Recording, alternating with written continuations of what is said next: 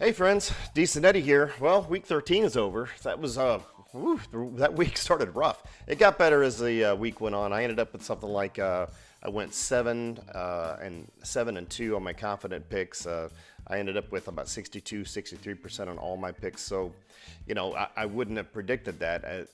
After the Thursday and Friday games, I thought it was just going to be a complete nightmare. But Sunday games, Monday game. Turned out great.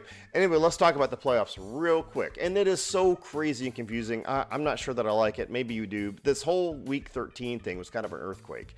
A lot of shockwaves across the NFL as far as the seeding of some of these people. We are now sitting here with two teams at double-digit wins. You got the Broncos and the Patriots at 10-2. The entire playoff picture feels like it's been kind of turned inside out and flipped upside down. So back in the 80s and 90s, they started messing around with free agency stuff, and the whole idea was, it's going to create parity across the league. It'll be more exciting, more competitive. Well, here we have it, many, 30, 40 years later. I mean, is it more exciting? This is kind of what we wanted, we said back then when I was a little guy. Yeah, part of it's exciting. Part of it's like, I don't like this. But anyway, let's get to the playoffs here. All right, so starting out with the AFC, you got, the division races are kind of over, sort of, but the wild card stuff is chaos and danger. The Broncos are your AFC number one seed at 10-2, at least for this week.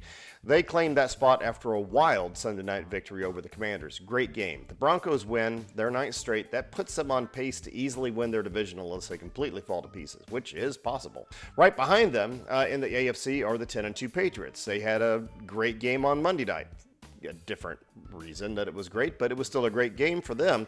They are now set up to win their first AFC East title since Tom Brady left.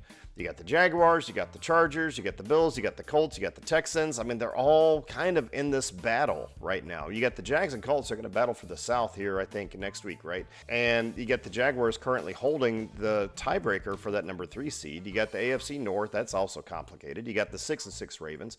They're currently holding on to that division title, sitting at the number 4 seed. But you got the 6-6 Steelers right behind them, tied in record, but falling to the 9th spot. The Ravens' path to the division title is a little clearer, despite Lamar Jackson being in a slump and having nobody really to throw to.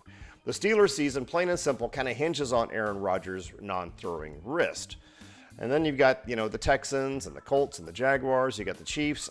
For all practical purposes, they're kind of out of the playoff picture. Their 9-year division dominance is effectively down the drain. Then over in the NFC, the top 3 are all 9-3. The number 1 seed just changed hands after an upset by the Panthers, and the Chicago Bears are now your they're your number 1 seed now. All of a sudden, who would have thought this? I didn't, but I thought they're going to be better, but I didn't think this. They jumped over the Eagles and Rams after beating the reigning Super Bowl champions on Black Friday.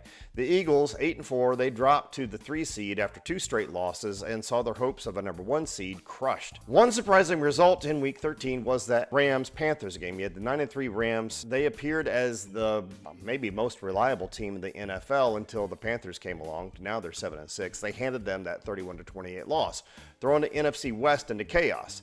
Matt Stafford throwing the ball away like unwanted Thanksgiving leftovers is not a viable path to victory, and he ended his consecutive touchdown streak and reminded all of us that deep throws can cause turnovers. That loss dropped the Rams to the 2 seed and created this fuzzball between them and the Seahawks and the 49ers right behind them. The Lions are kind of the biggest casualty. Dan Campbell's team fell from a top seed all the way to an 8 seed after their loss to the Packers. The 7-5 Lions can now only make the playoffs if both the Bears and the Packers suddenly forget what a football is. Sitting on the bubble with them are the Panthers and the Cowboys. The bottom line is simple, even if it isn't. This is the most chaotic postseason race in years, at least in my memory.